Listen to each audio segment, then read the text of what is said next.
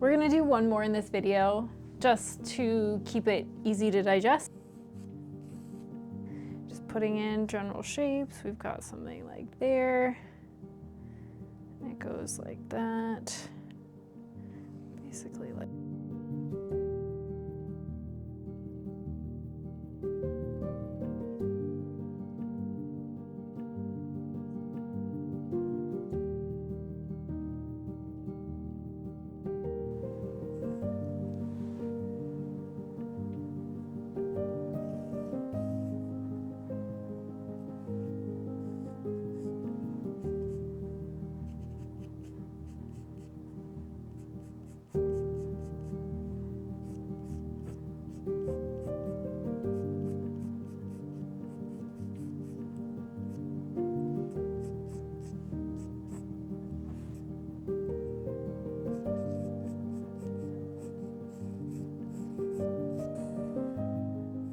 Again, just working from general to more specific. This already feels way better.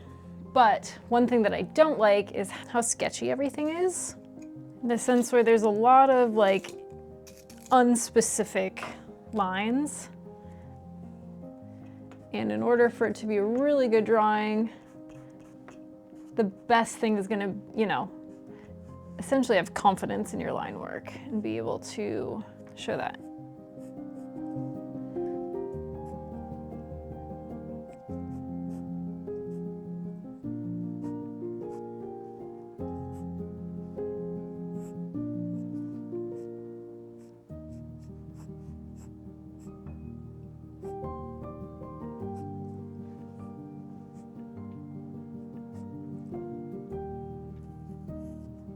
There, I like that way more. Much more just kind of like definitive and bold. I like the look of that. So then, now let's get into some of our shadows. So there's like one here, there's one there, and then there. Same with this cast shadow, we go there, there. Basically, this goes like that,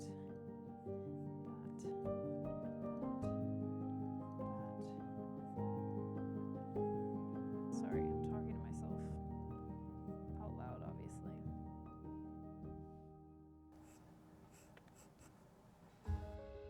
And then there's also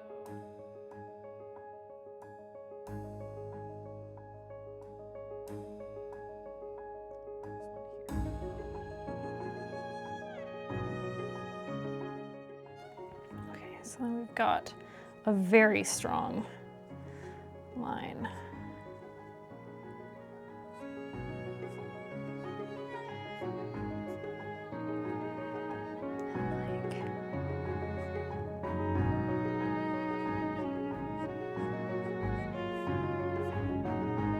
Lovely. That's a really good start. I'm already much happier with this one than I was the other.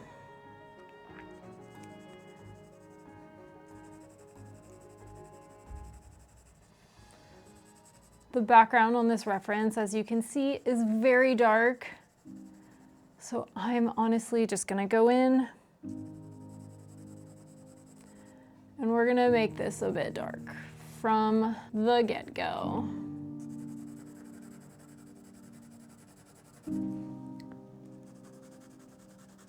Turning my pencil to the side just to I'm turning my pencil to the side just to cover as much surface area as I can. Very quickly.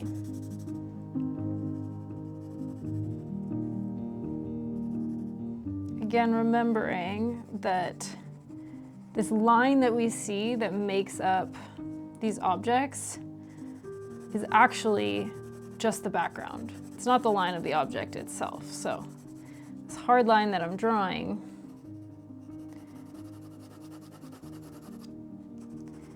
is background, not actual object.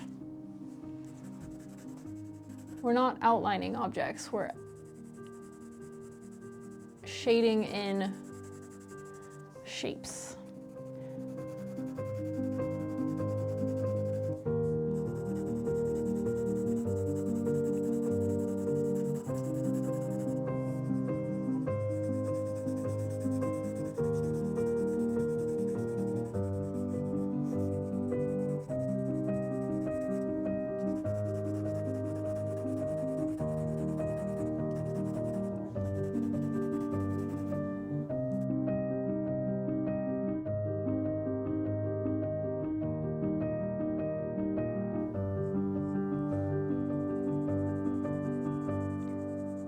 Now we'll do our value. Basically our single value, even though we just put in a really dark background.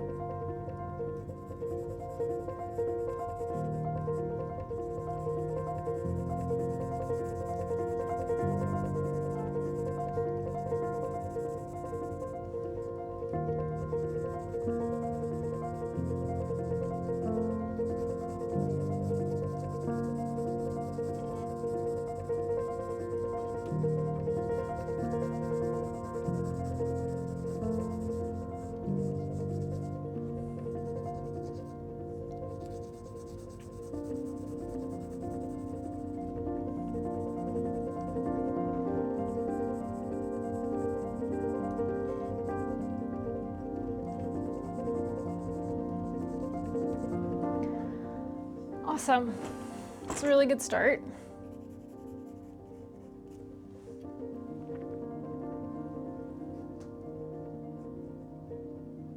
I'm going to go one step further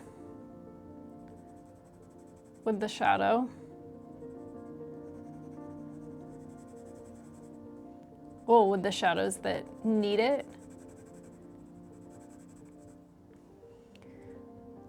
And then I'm gonna try something different, and I'm actually gonna put in my highlight sooner than I did last time and see if we can kind of avoid that little discrepancy of forgetting my midtones.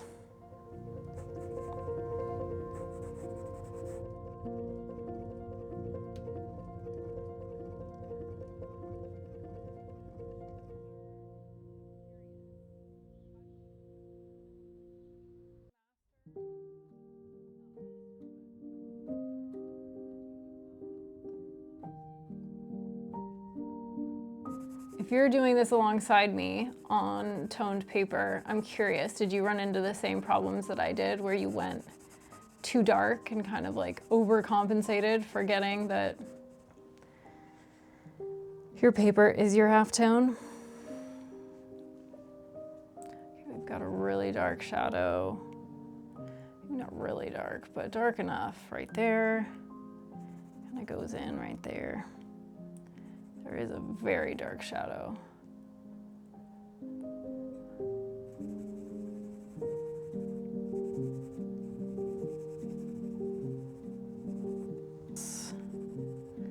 Another harder edge. That's a harder edge.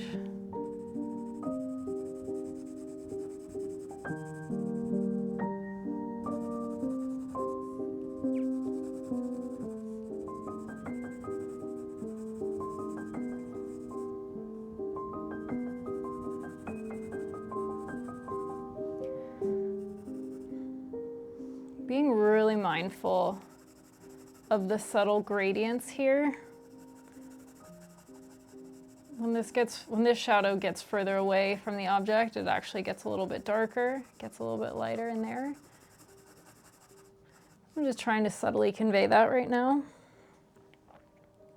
That's definitely dark. That's definitely dark. And then there's a bit more of a shadow, like in here. Okay, before we get carried away, let's do some of these highlights. Get it nice and sharp for this one. It's quite a strong highlight right there. There's quite a strong highlight right there. And then of course, this edge is very bright. Not quite all the way down, but pretty far down. Same with this, but it kind of like tapers into it. We've got some highlights.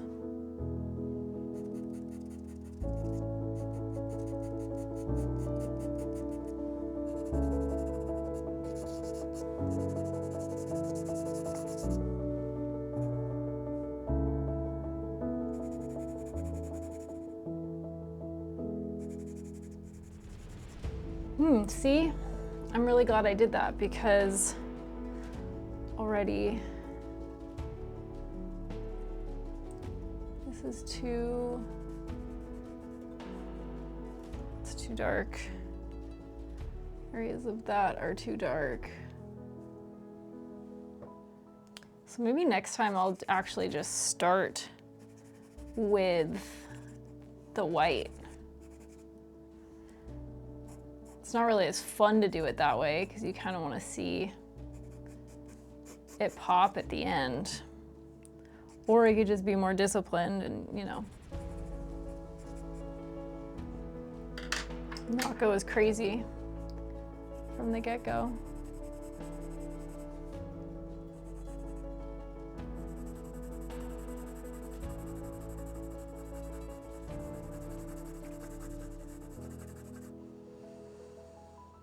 Okay, and now we're just building up these values. This is quite bloated right here.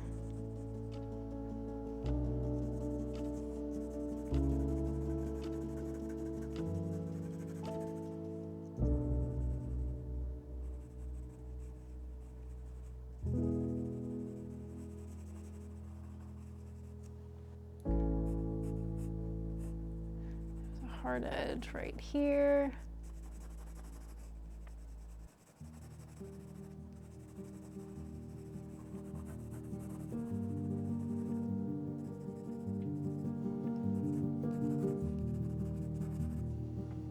Okay, now I'm just gonna soften some of these edges out. That's a soft edge. This is all soft edge.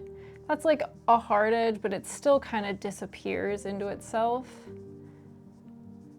That definitely disappears. Soften some of that. Let's soften. You know I love a good blend on the background just to make sure there's no attention being drawn to that. Really push that back.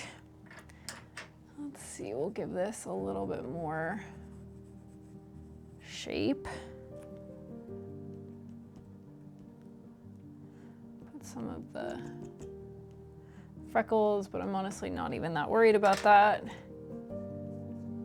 Blend that.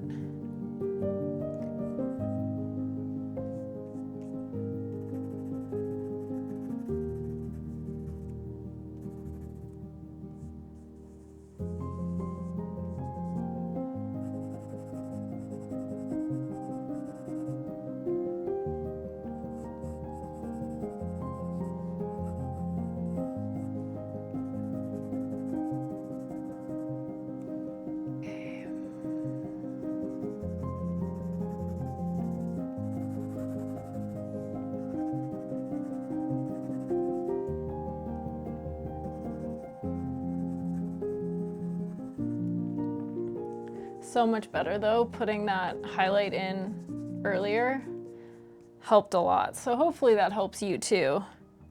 kind of avoid some of the problems that you saw me run into, but that's also just a little bit a part of figuring it all out. So don't be too hard on yourself if you end up making the same mistakes that I do, even though you saw me make them, and could have done differently. But if you did make the same mistake, don't worry about it.